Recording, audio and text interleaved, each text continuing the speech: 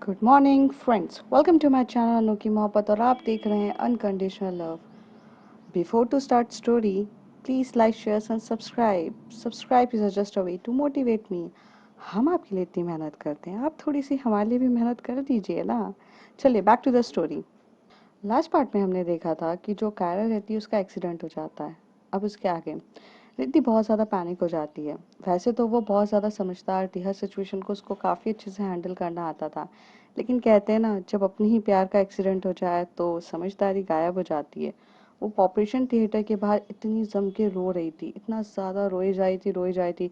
Doctor के हाथ पकड़ के बोल रही थी कि प्लीज़ कुछ भी करो, कैसे भी करो, क्या कुछ भी करो, मेरी कायरा को ठीक करो। डॉक्टर्स उन्हें संभालना चाह रहे थे, लेकिन रिद्धि को संभालना बहुत ज़्यादा मुश्किल हो गया था। शायद उसकी ये भी वजह थी कि रिद्धि ने अपनी कम उम्र में अपनी मॉम को खोते हुए देखा था, और शायद इसी वजह से वो इतना ज़्यादा पैनिक हो रही थी। वो ये हैंडल ही नहीं कर पा रही थी कि अगर कायरा को कुछ हुआ तो वो रह पाएगी उसके बिना कभी भी। बहुत ज़्यादा उसका पैनिक नेचर होने लगता है। तभी उसको एक कॉल हो आता है, और वो कॉल वो पिकअप ही नहीं कर रही रहती है। तभी वहाँ का डॉक्टर बोलता है, नर्स पिकअप द कॉल। और वो एक्चुअली रश्मि का कॉल होता है। रश्मि उसे पूछती है कि रिद्धि कहाँ है यार, तू फ़ोन नहीं उठा रही, क्या हुआ? मैं तेरे घर के बाहर खड़ी हूँ बट तू नहीं है। तभी वहाँ से नर्स कहती है कि एक्चुअली मैडम, ये आपकी जो दोस्त है ना, उनकी दोस्त का एक्सीडेंट हो गया है, वो सिटी हॉस्पिटल में, वो बहुत ज़्यादा रो रही हैं और उन्हें कंट्रोल करना बहुत मुश्किल हो रहा है। आप प्लीज़ आके संभालिए, हमसे कंट्रोल नहीं हो पा रहा है। तो रश्मि बोलती है ओके ओके, पर कहाँ पर हो आप, कौन से हॉस्पिटल में? तो कहती है सिटी हॉस्पिटल में, ये वाली जगह पर। जो रश्मि रहती है अपनी स्कूटी उठाती है, इतनी स्पीड में भागती है, और वो करीब 10 से या 15 मिनट के बाद वो आती है। वहाँ रिसेप्शनिस्ट से भागते हुए जाकर पूछती है कि प्लीज़ यहाँ पर किसी का एक्सीडेंट हुआ है रिसेंटली। तो वो बताती है कि हाँ, ऊपर ऑपरेशन थिएटर के वहाँ पर है, सेकंड फ्लोर पर है, आप जाइए। सेकंड फ्लोर पर भागते हुए वो जाती है। तो रिद्धि को रोता हुआ, मतलब रिद्धि की ऐसी हालत हो जाती है कि वो फ्लोर पर बैठ के रो रही रहती है।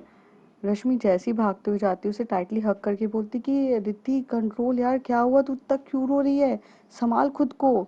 तो कहती है रश्मि, रश्मि कायरा का एक्सीडेंट हो गया यार, कायरा का एक्सीडेंट हो गया, वो देख कब से हॉस्पिटल में है यार, वो बाहर ही नहीं निकल रही है, मेरे को देखना है उसे यार, वो कैसी है यार, प्लीज प्लीज। हाँ रिद्धि, वो आ जाएगी, वो ठीक हो जाएगी, पहले तू उठ, यहाँ से उठ जल्दी से। उठ के वो उसे बेंच पे बिठाती है और उसे बोलती कि शांत हो यार, शांत तो हो जा, तू पैनिक होगी तो तू कैसे कायरा को संभालेगी। हाँ, हो गया है उसका एक्सीडेंट, वो सही हो जाएगी यार। यार मुझसे नहीं हो रहा, पता है, मैंने उसके साथ इतना बेकार बिहेव किया इन दिनों, और मैं उससे माफ़ी भी नहीं मांग पाई अपने बिहेवियर के लिए, और उसको कुछ हो गया है ना रश्मि, मैं अपने आप को कभी माफ़ नहीं कर पाऊंगी। तब मुझसे बुरा इस दुनिया में कोई है ही नहीं यार। वो मैंने उसके साथ जो किया इन दिनों वो बहुत गलत था। तभी रश्मि उसके मुंह पे हाथ रख के बोलती, तूने गलत किया? अरे तू पागल हो गई क्या? तू कितना नेगेटिव सोच रही है और कितना कहाँ से कुछ भी सोची जा रही है। थोड़ा शांत हो, तूने कुछ गलत नहीं किया है किसी के साथ। सिचुएशन ऐसी थी, किसको पता था एक्सीडेंट हो जाएगा? एक्सीडेंट होना हमारे हाथ में थोड़ी ना रहता है। पर रश्मि, तू समझ नहीं रही है, कायरा को कुछ हुआ ना तो मैं नहीं जी पाऊंगी उसके बिना। मैं सब समझ रही हूँ रिद्धि, और तुझे जीना भी नहीं है उसके बिना, कुछ नहीं होगा। तू थोड़ा शांत तो बैठ यार। और ऐसे करके जो रश्मि है वो उसे बहुत टाइटली हक करती है। रश्मि का भी फ़ोन बज रहा रहता है, बट वो फ़ोन को ध्यान ही नहीं देती है। वो एक्चुअली जिया का कॉल होता है, क्योंकि उसको अभी 1 घंटे बाद जिया के साथ शॉपिंग पे जाना था, बट वो फ़ोन ही पिकअप नहीं कर रही थी। तो फिर उसने रिद्धि को कॉल किया। तो रिद्धि का फ़ोन जब बेल होता है तो वो साइलेंट पे नहीं रहता है। तो रश्मि उसका फ़ोन पिकअप करती है और बोलती कि हाँ जिया बोलो। तो कहती है कि तुम रिद्धि के साथ हो? जिया कहती है। तो कहती है हाँ। तो मेरा फ़ोन पिकअप क्यों नहीं कर रही हो? तो कहती फ़ोन साइलेंट पे था, मैंने नहीं देखा। बोलो जिया क्या हुआ है? तो कहती तुम इतना आई मीन ऐसे साउंड क्यों कर रही हो, क्या हो गया है? तो कहती मैं हॉस्पिटल में हूँ। तो कहती रिद्धि तो ठीक है ना? रश्मि क्या हुआ रिद्धि को? तो कहती रिद्धि को नहीं, कायरा का एक्सीडेंट हो गया है और रिद्धि की हालत बहुत ज़्यादा ख़राब है, वो बहुत ज़्यादा पैनिक हो रही है, उसे कंट्रोल करना मेरे लिए मुश्किल हो रहा है, तो हम कभी और जाएंगे, अभी नहीं, मैं तुमसे बाद में बात करती हूँ। तो कहती है पहले हॉस्पिटल बताओ और फिर फ़ोन कट करो। तो वो भी उसे हॉस्पिटल बता देती, सिटी हॉस्पिटल। करीब 1 घंटे के बाद जिया उधर पहुंच जाती है। जिया को 1 घंटा इसलिए लग गया था क्योंकि वो कहीं और थी, वहां से उसको आने में काफ़ी देर हो गई, इस वजह से उसे आने में देर हो जाती है। सब हॉस्पिटल में बैठे रहते हैं। करीब 1.5-2 घंटे के बाद जब डॉक्टर बाहर निकलता है तो वो कहता है स्टिचेस मैंने लगा दिए हैं, करीब 12-13 स्टिचेस लगे हैं उनके हेड पे, और उनको अभी कोई भी चीज़ का स्ट्रेस मत दीजिएगा। She is not in a condition कि वो स्ट्रेस हैंडल कर सकें। और मुझे ऐसा क्यों लग रहा है कि जब मैंने उनका सब कुछ हैंडल किया, वो अंदर से ना थोड़ी सी खुद मोटिवेट होना नहीं चाहती हैं। मतलब हम डॉक्टर्स हैं, हम अपनी 100% दे सकते हैं, लेकिन जब तक पेशेंट्स अपने हिसाब से 100% नहीं देगा ना, तो हम चाहकर भी कुछ नहीं कर सकते हैं। तो जो अंदर से सही होने की इच्छा, सब कुछ होने की इच्छा, वो सब कायरा को अपने मन में आनी चाहिए। पता नहीं वो बहुत ज़्यादा डिसअपॉइंटेड है क्योंकि उनकी बॉडी रिएक्ट नहीं कर रही है। बॉडी इज़ लाइक स्टिफ हो चुकी है, वो मतलब वो करना ही नहीं चाहती हैं। अगर आप मेरी इस सारी बातों को समझ रहे हैं तो प्लीज़, अगर आप कुछ कर सकते हो तो मोटिवेट करिए। ये 24 घंटे उनके लिए बहुत ज़्यादा खतरनाक है। इस 24 घंटे में अगर उनको होश आ जाता है तो काफ़ी बेटर है, और अगर नहीं आता है तो it's a time to be, मुझे ना चाहकर भी ये कहना पड़ेगा कि वो कोमा में जा सकती हैं। तो आपको थोड़ा सा शांति से करना पड़ेगा। डॉक्टर ये बोलकर जब वहाँ से चला जाता है तो रिद्धि की तो हालत ही ऐसी ख़राब हो जाती है, और वो वहीं पर खड़े खड़े गिर जाती है जब वो ये वर्ड सुनती है, कोमा। बिकॉज उसने कभी इमेजिन भी नहीं किया होगा कोई भी चीज़। जाहिर सी बात है, आपका प्यार आपके सामने, और अगर एकदम से कोमा वाली बात कोई कह दे तो डर तो सभी को लगता है यार। तो वही चीज़ उसके साथ हुई। जिया एकदम से जब रश्मि गिर रही रहती है, उसे सॉरी, रिद्धि गिर रही रहती है तो वो उसे पकड़ लेती है, और रश्मि भी पकड़ के बोलती है, वहाँ उसकी इतनी हालत ख़राब हो रही रहती है। थोड़ी देर तक उसे होश में लाकर बिठाया जाता है रिद्धि को, और फिर उसे पानी वानी पिलाया जाता है। रश्मि बोलती है, यार तू खुद पैनिक होना तो बंद कर, तू अगर पैनिक होगी तो तू कैसे करेगी। रिद्धि यार, उसे तेरी ज़रूरत है, तू जा, अंदर उसकी तरफ देख, उससे प्यार से बात कर। जब मैंने जहाँ तक जाना है कि कभी कभार ऐसा होता है कि भले इंसान सोता है लेकिन सेंसिंग ऑर्गन हमारे हमेशा से चलते हैं। वो सुन तो सकता है ना, धीरे धीरे जब वो तेरी बातें सुनेगी तो शायद हो सकता है कि वो मोटिवेट हो। मे बी वो डिसहार्टेड हो गई होगी, उसे कोई बात ज़्यादा बुरी लगी होगी, इसलिए वो जीना नहीं चाहती है। तू जा अंदर यार, उससे बात कर। तभी जिया कहती है, तुम्हें फिल्मी ज़्यादा देखती हो क्या? फिल्मों में होता है ऐसा, रियल लाइफ में कुछ नहीं होता है। तो जिया, तो रश्मि और जिया के बीच में झगड़ा हो जाता है। जिया कहती है, क्या फिल्मों में होता है? हाँ जिया, प्रॉब्लम क्या है तुम्हारी यार? जब देखो हर चीज़ पे नेगेटिव नेगेटिव सोचना है। ऑप्शन है तुम्हारे पास, डॉक्टर का तो ट्रीटमेंट हम वैसे ही कर रहे हैं ना। डॉक्टर खुद बोल के गया है कि अगर वो खुद मोटिवेट नहीं होगी तो कैसे चलेगा। ऑप्शन है तुम्हारे पास, कोई बेटर ऑप्शन हो तो बता दो। हाँ रिद्धि, यहाँ पे कोई ऑप्शन नहीं है हमारे पास। अगर तू चाहती है कि तेरा प्यार तुझसे दूर ना हो तो तू जाके उससे बात कर, उसके पास रह, उसको उसको कर, क्योंकि some time your body feel the touch, body touch तो फील करेगी ना तेरा। उसके साथ प्यार से रह, रोना नहीं प्लीज, थोड़ा टाइम लगेगा यार रिद्धि, पर जा। जिया उस समय चुप हो जाती है क्योंकि उसके पास कोई और अदर ऑप्शन तो था नहीं, लेकिन उसे ये सारी बातें ऐसा बेफिजूल लग रही थी क्योंकि वो बहुत ज़्यादा प्रैक्टिकल थी अपनी लाइफ में, और ये तो प्रैक्टिकली वे से कोई चीज़ दूर थी। तो उसे ऐसा लग रहा था कि फिल्मी हरकतें चल रही है। बट वो रश्मि के सामने कुछ बोल नहीं सकती थी क्योंकि उस समय रश्मि का भी गुस्सा बहुत ज़्यादा हाई था, और इस समय वो रश्मि को संभाले या रिद्धि को संभाले, इससे अच्छा उसने यही सोचा कि चुप होना ही ज़्यादा बेटर है। तो जिया चुप हो जाके वहाँ पे बैठी रहती है। थोड़ी देर में रिद्धि अपने आंसू आंसू पोंछती है, अपना पैनिकपन कम होती है। तो वहाँ से एक बंदा आता है और एक नंबर मोबाइल देकर जाता है नर्स को, और जो नर्स है वो आकर ये मोबाइल देती है रिद्धि के पास, और बोलती है ये उनका मोबाइल है और ये सब चीज़ें हैं। तो जैसे ही वो मोबाइल देखती है तो उस मोबाइल में पहले तो उसके मॉम डैड के कॉल होते हैं बहुत ज़्यादा। तो वो फ़ोन करती है और आंटी को बताती है, रश्मि फ़ोन करके आंटी को बताती है कि उसका एक्सीडेंट हो गया ऐसे, और ये सब चीज़ों की वजह से वो यहाँ सिटी हॉस्पिटल में है, हम लोग यहाँ पर हैं, आप आ जाइए। रिद्धि कंडीशन में नहीं रहती है बात करने की। रश्मि के हाथ में जब मोबाइल ऐसे रहता है तो देखते देखते ना एकदम से उसके मोबाइल में गैलरी में ओपन होकर हुए वीडियो ओपन हो जाती है। वो वीडियो वही रहती है जो कायरा ने रिकॉर्ड करी रहती है, उसकी और संजना की टॉक की, रिद्धि और संजना की।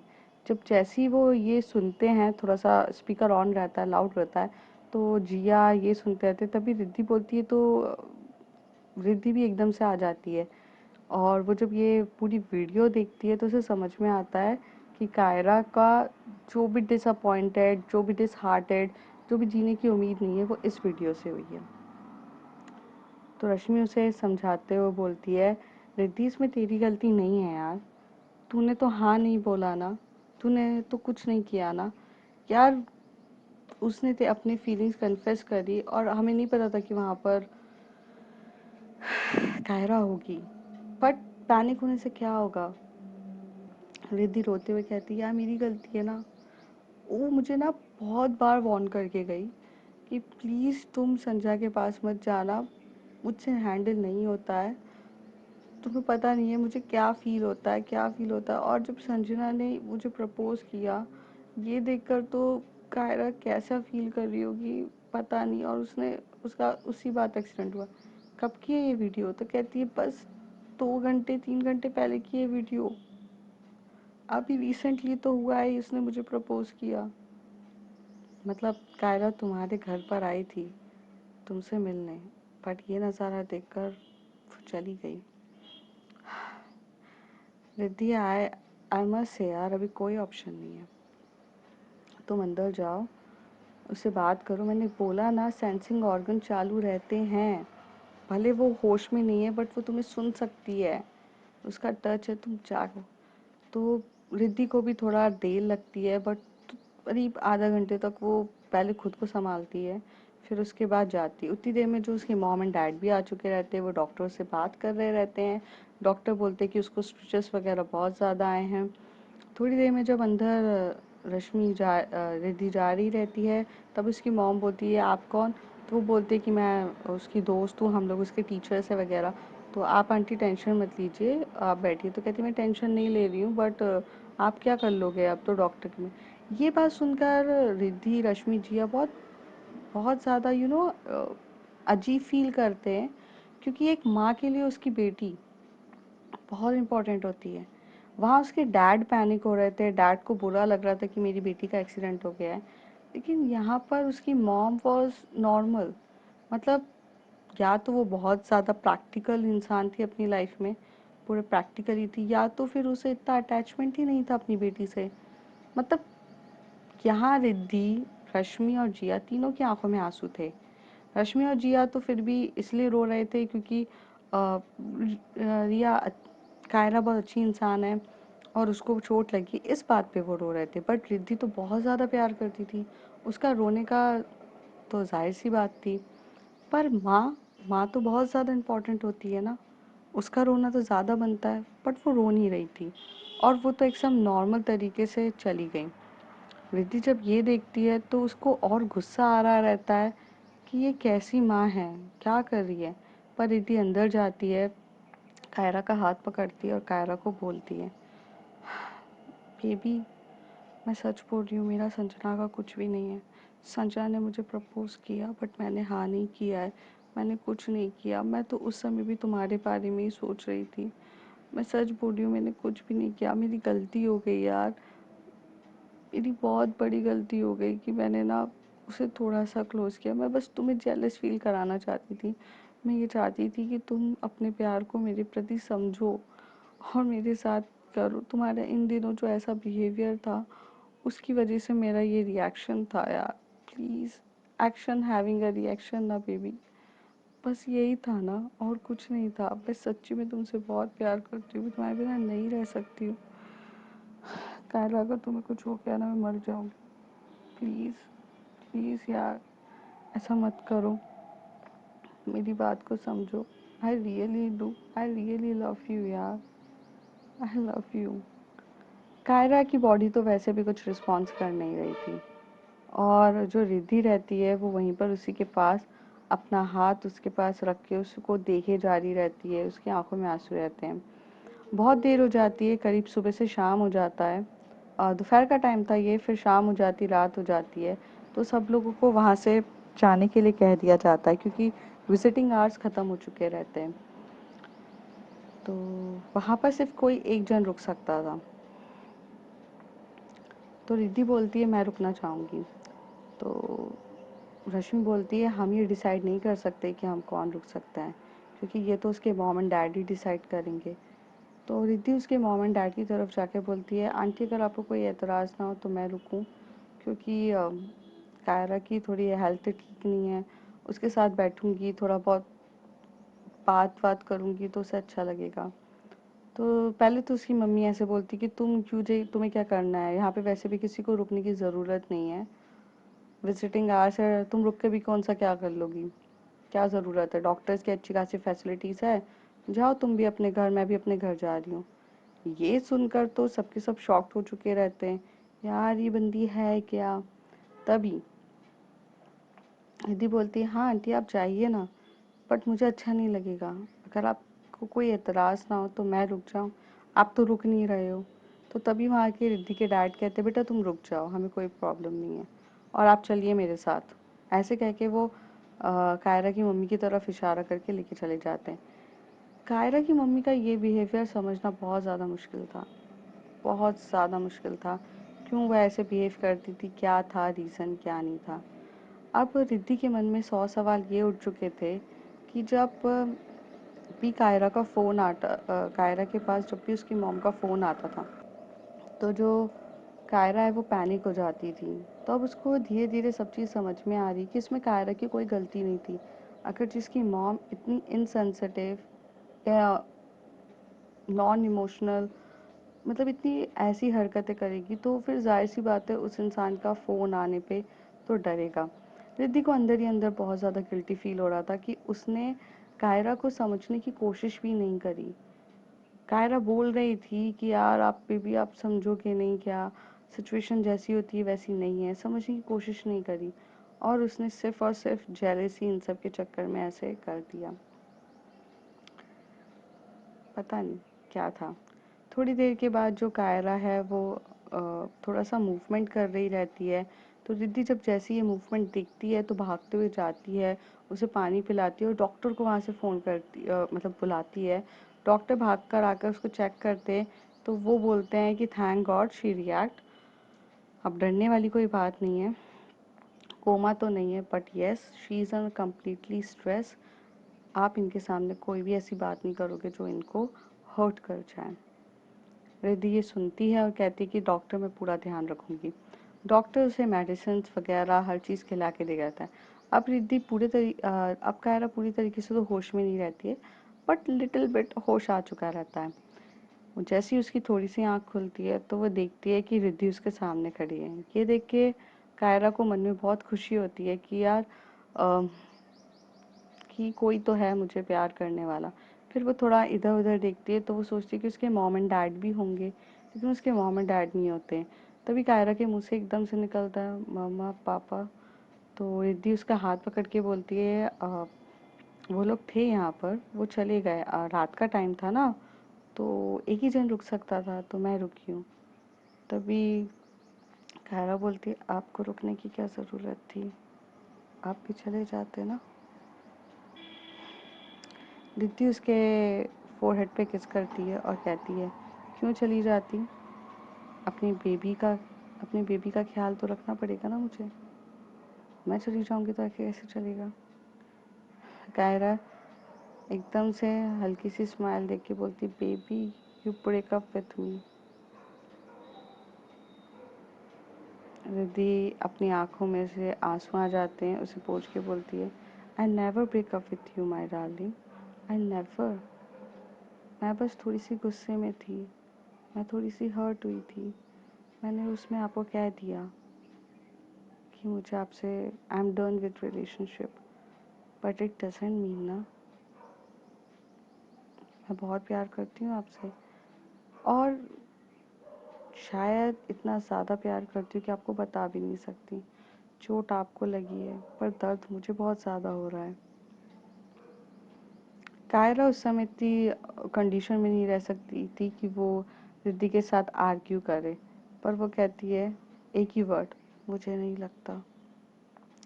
तभी रिद्धि उसके बाजू में आती है, उसे उसे उसका हाथ अपने हाथों में पकड़ती है और उसे कहती है वक्त आते ही आपको पता चल जाएगा, अभी तो फिलहाल आप अपनी तबीयत का ख्याल रखिए और करिए। तो कहती है आप जाओ ना।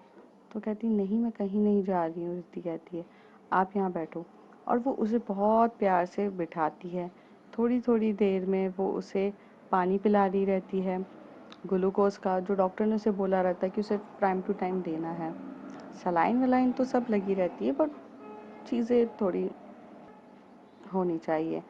थोड़ी थोड़ी देर में ग्लूकोज का पानी पिलाने के बाद वो बाहर जाती है, एक सूप लेकर आती है, और वेजिटेबल सूप होता है, वो उसे पिला रही रहती है। तो कायरा उसकी तरफ देख के बोलती है मुझे नहीं पीना है, बहुत बहुत बेकार लगता है, मुझे नहीं पीना है। दीदी बोलती है बेकार तो बहुत सी चीज़ें लगती हैं ना, पर सेहत के लिए जो अच्छी है उसे पीना पड़ता है, आप थोड़ा सा पियो। तो कहती आप पी लो ना। तो कहती ओके। वो ऐसे एक स्पून लेती है और खुद पीती है पहले, हालांकि वो इतना टेस्टी नहीं रहता है, फीका फीका। और फिर वो बोलती है देखो मैंने पिया, अब तुम्हारी बारी है। ऐसे करके वो बहुत प्यार से उसको पिला रही रहती है। कायरा के मन में बहुत सारे सवाल उठ रहे रहते हैं कि ये क्या है। एक तरफ संजना है जो इसे प्रपोज करती है, इन्होंने मना भी नहीं किया, और दूसरी तरफ ये मेरी इतनी केयर कर रही हैं, मेरे पास बैठी हैं, कुछ भी नहीं। पूरी रात भर ये लोग जगते हैं। कायरा को क्या होता है कि कायरा की तबीयत ठीक नहीं रहती है, तो वो रात भर सो नहीं पा रही रहती है। रिद्धि भी उसके साथ पूरी रात जगती है। मॉर्निंग हो जाती है। मॉर्निंग में सबसे पहले रश्मि, जिया आते हैं और आके कायरा को बोलते कि यार तुम ठीक हो। तो कहती है हाँ मैं ठीक हूँ। तो वो बोलते रश्मि रिद्धि की हालत देखकर दोनों समझ जाते कि रात भर सोई नहीं है। तो उसको झपकी आ रही रहती है नींद, और उसकी आंखें लाल हो चुकी रहती हैं। तभी वो कायरा की तरफ बोलते हैं रिद्धि रात भर नहीं सोई। तो कहती है नहीं वो रात भर नहीं सोई है, आप उन्हें ले जाओ, वो सो जाएंगी। तो कहती है हम ले जाएं, वो जाएगी ही नहीं तुम्हें छोड़कर कहीं पर भी, उसे लेके जाना बहुत मुश्किल है। अगर तुम जिद्दी हो ना, वो तुमसे ज़्यादा जिद्दी है, वो तुम्हें छोड़ेगी ही नहीं। बट वो मुझे ऑलरेडी छोड़ चुकी हैं। कायरा अपनी लो वॉइस में एकदम से रश्मि की तरफ देखती है। तो रश्मि उसके पास बैठती है और बोलती है लिसन कायरा, गलती रिद्धि की नहीं है, गलती हमारी है। हमने ही उसे एडवाइस दिया था कि उसे थोड़ा सा संजना के क्लोज आकर तुम्हें जेलस करना चाहिए, बिकॉज तुमने उसे टेक एज अ ग्रांट ले लिया था। अगर आप रिद्धि की गलती देख रहे हो तो आपको अपनी भी गलती देखनी चाहिए। आपने भी उसके साथ जिन दिनों जो सलूक किया है वो सही नहीं था। तो उसको देखकर उसने वो रिएक्ट किया। हाँ आपका एक्सीडेंट हो गया, क्या अलग बात है, बट अगर एक्सीडेंट नहीं होता तो रिद्धि गलत नहीं थी। वो बहुत ज़्यादा गिल्ट में है कि उसकी वजह से हुआ है। कायरा कहती है मैं मैम से माफ़ी मांगने आई थी उनके घर पे, मैंने देखा वो संजना प्रपोज कर रही है मैम को, मैम ने उसे नो भी नहीं कहा। रश्मि उसके सर को सहलाते हुए कहती है हम्म। रिद्धि उस समय कंफ्यूज हो गई थी। रिद्धि ने नो नहीं कहा, लेकिन उसने यस भी तो नहीं कहा। वो कंफ्यूज थी, एक्चुअली वो शॉक थी कि संजना का उस समय ऐसा रिएक्शन। और वो कुछ कहती भी क्या, वो कहने वाली थी, बट सिचुएशन कभी कभार ऐसा होता है कायरा, कभी कभार जब सामने वाला एकदम से कुछ कह देता है ना, हमें सोच समझ के उसे जवाब देना चाहिए, क्योंकि हम सामने वाले को नो बोल के हर्ट भी नहीं कर सकते और यस बोल के उसे हाँ भी नहीं कर सकते। हमें एक बीच का रास्ता निकालना पड़ता है उसे समझाने के लिए। मे बी रिद्धि वही सोच रही हो, और उस समय तुमने जो देखा तुमने वैसे रिएक्ट किया और तुम चली गई और फिर तुम्हारा एक्सीडेंट हो गया। बट रिद्धि सिर्फ तुमसे प्यार करती है और किसी से नहीं। ये तो तुम्हें वक्त के साथ ही पता चल जाएगा। अभी फ़िलहाल अपना ध्यान रखो, हमें चलते हैं। ऐसे कह के जो कायरा रहती है वो इन दोनों को बाय कह देती है और रश्मि और जिया चले जाते हैं। उस समय जिया कुछ भी नहीं कह रही रहती है क्योंकि उसकी अब इतनी हिम्मत नहीं रहती कि वो रश्मि के सामने कुछ बोले, क्योंकि रश्मि ने उसे कल जो डांटा था, हालांकि डांटा नहीं था पर जिस तरीके से बात करी थी वो था कि हर बार जो जिया है वो अपनी माइथोलॉजी लगाना बंद करें। सब कुछ ऐसे ही चल रहा रहता है। जो रिद्धि रहती है वो सोफे पे बैठे बैठे थोड़ा सो ही जाती है। कायरा उसे देख रही रहती है और कह रही रहती है कि इतना प्यार करती हो आप मुझसे और आपको खोने से ना मुझे डर लगता है, बहुत ज़्यादा, बहुत ज़्यादा डर लगता है। मैंने तो लगभग आपको खो ही दिया था। जान से ज़्यादा डर लगता है आपको खोना। जान जाएगी इंसान ऊपर पहुंच जाएगा, बट अगर आप चली गई तो तिल तिल मर जाऊंगी मैं तो। कायरा ये सब सोच ही रहती है। उतनी देर में डॉक्टर विजिट होता है और डॉक्टर पूछता है आप कैसी हैं, और ये डॉक्टर का थोड़ा सा लाउड वॉइस सुनकर रिद्धि भी एकदम होश में आ जाती है और कहती है कि हाँ डॉक्टर। तो कहते हैं मैम आप रात भर सोई नहीं है, डॉक्टर बोलता है। तो रिद्धि बोलती है नहीं नहीं इट्स ओके। तो डॉक्टर बोलता है ओके। फिर वो ट्रीटमेंट कहता है, पूछता है how Kaira you are feeling well. तो कायरा बोलती है कि हाँ मैं पहले से ज़्यादा बेटर फील कर रही हूँ। अच्छा, हाँ तो आपको अभी डिस्चार्ज वगैरह कुछ नहीं मिलना पड़ेगा, आपको अंडर ऑब्जर्वेशन रखा जाएगा करीब 2-3 दिन के लिए। जब तक आप 2-3 दिन के लिए यहाँ ठीक नहीं हो जाती आपको नहीं छोड़ सकते हम, इससे पहले कि आप ये पूछो हमें कि हमें घर जाने को मिलेगा कि नहीं। मैंने आपको पहले ही बता दिया, डॉक्टर कहता है। तो रिद्धि कायरा कहती है कि आपको कैसे पता मैं ये सवाल पूछने वाली हूँ। तो कहती है यहाँ पर जो भी आता है ना सबसे पहले यही सवाल पूछता है, और अब तो मैं ट्रेंड हो चुका हूँ, मैं पहले ही बोल देता हूँ। दोनों हंसने लगते हैं। इतनी देर में जो कायरा की मॉम फटाफट आती है और बोलती है कि कायरा तुम ठीक हो कि नहीं। और आते से ही वो कायरा जैसी होश में रहती है वो कहती है हाँ मम्मा मैं ठीक हूँ। वो आते से ही एकदम से नॉन स्टॉप तरीके से कायरा को चिल्लाने लगती है, तुम्हें समझ में नहीं आता क्या, तुम गाड़ी कैसे चला रही थी, तुम्हें दिखाई नहीं देती, तुम्हें जब गाड़ी चलानी आती नहीं है तो गाड़ी क्यों चलाती हो, अगली बार से तुम्हें गाड़ी नहीं दी जाएगी। गाड़ी की भी हालत तुमने कितनी ज़्यादा ख़राब कर दी है, और तुम कैसे गाड़ी चलाती हो, होश में भी रहती हो, आजकल तुम्हारा ध्यान कहाँ रहता है। और वो इतना ज़्यादा लाउड वॉइस में चिल्ला रही रहती है। डॉक्टर और रिद्धि शॉक्ड हो चुके रहते हैं क्योंकि Kaira is not in that stage कि वो करे। तभी डॉक्टर बोलता है स्टॉप इट मैडम, आप बाहर जाइए यहाँ से। वो नर्स की तरफ इशारा करके बोलता है बाहर जाओ आप। और वो रिद्धि की तरफ इशारा बोलता है कि कायरा को संभालो, उसके हेड पे पेन हो रहा है। जो रिद्धि है वो उसके हेड को संभालने लगती है और जो कायरा की आंखों में से आंसू निकल ही रहते हैं। तो रिद्धि उसके आंसू पोंछ के बोलती बेबी कुछ नहीं हुआ है, इट्स ओके, कार ही तो, गाड़ी खराब हुई है ना, हम नहीं खरीद लेंगे, ठीक है, डोंट वरी डोंट वरी। और ऐसे करके हक कर रहती है। लेकिन रिद्धि भी उसे उतना कंसोल नहीं कर पा रही रहती क्योंकि उसको भी इतना ज़्यादा गुस्सा आ रहा था उसकी मॉम पर। एक तो इंसान बीमार है, बीमार में आपको सामने वाले का कंसोल और लव चाहिए रहता है। आप उसे एक ऐसी चीज़ के लिए चिल्ला रहे हो जो मीनिंगलेस है। थोड़ी देर बाद जब डॉक्टर बाहर निकलता है तो वो कायरा की मॉम की तरफ चिल्ला के बोलता है आप are you out of your mind, हाँ कुछ समझ में भी आता है आपको, क्या बोले जा रही हो आप। मैंने उसको स्ट्रेस लेने से मना किया और आप अपनी बेटी पे ऐसे चिल्ला रही हो, कैसी माँ हो आप, आपको समझ में नहीं आता है क्या। वो अभी इस हालत में है ही नहीं कंडीशन में कि वो किसी का कुछ सुन सके, लेकिन नहीं आपको बोले जाना है, आप जाइए आप देखेंगे ना। कायरा थोड़ा सा रोने के बाद 15-20 मिनट के बाद जब रिलैक्स होती है तो रिद्धि को अब टाइटली हक करके सो रही रहती है। और मनी मन वो ये सोच रही रहती है कि मेरी मॉम कितनी बेकार है और एक रिद्धि है जो हर चीज़ में मुझे, हर गलती से मुझे माफ़ कर देती है, और मेरी मम्मी ने तो आज तक मेरी कोई गलती माफ़ ही नहीं करी। अब देखते हैं फ्रेंड्स आगे क्या होता है इस रिलेशनशिप में, कैसे ये दोनों और करीब आएंगे, संजना का क्या होगा। तब तक के लिए bye bye, take care. If you like my story like share and subscribe, and please please please subscribe यार। वैसे मुझे आपसे एक सवाल पूछना था, क्या कायरा गलत थी या रिद्धि गलत थी? रिद्धि ने जो रिएक्शन दिया इन दिनों, वो कायरा के एक्शन के बदले वो गलत था? क्या रिद्धि सॉरी, जो कायरा जिस तरीके से बिहेव कर रही थी रिद्धि के साथ, वो गलत था? सिचुएशन दोनों की अलग अलग थी, पर इनमें से कोई गलत था भी या नहीं, या फिर दोनों ही गलत थे? आई वॉन्ट कि अगर ये आप आंसर मुझे दे तो कमेंट बॉक्स में प्लीज़ दीजिएगा।